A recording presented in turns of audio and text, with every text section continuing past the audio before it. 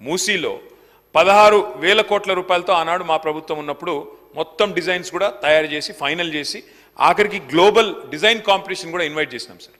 చేసిన తర్వాత ఇవాళ మాకు ఆశ్చర్యం ఎక్కడ కలుగుతా ఉందంటే, ఒకరోజేమో 50,000 కోట్లతో మూసీ ప్రక్షాళన, మూసీ బ్యూటిఫికేషన్ అని ఒకరోజు ప్రకటన వస్తుంది.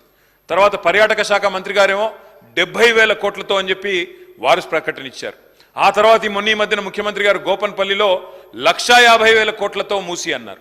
అధ్యక్ష, నేను అడిగేది ఒకటే, శ్రీధర్ బాబు గారి నుంచి క్లారిఫికేషన్, ప్రజలకు తెలవాల్సిన అవసరం ఉంది. ఇది ప్రజల సొమ్ము. 16,000 కోట్లతో including express way, east to west express way 55 కిలోమీటర్లు ప్లస్ బ్యూటిఫికేషన్ మేము ప్రారంభించాం ఆల్రెడీ. మీకు తెలవపోవచ్చు, నాగోల్లో మీరు పోతే మీరు చూడవచ్చు. వారిని కోరేదేమంటే, ఇది రాష్ట్ర ప్రజల సంపద. 16,000 ఎందుకు 50 అయింది, ఎందుకు 50 70 అయింది, ఎందుకు 70 150 అయింది, ప్రజలకు స్పష్టత ఇవ్వాలని చెప్పి శ్రీధర్ బాబు గారిని కోరుతా ఉన్నా.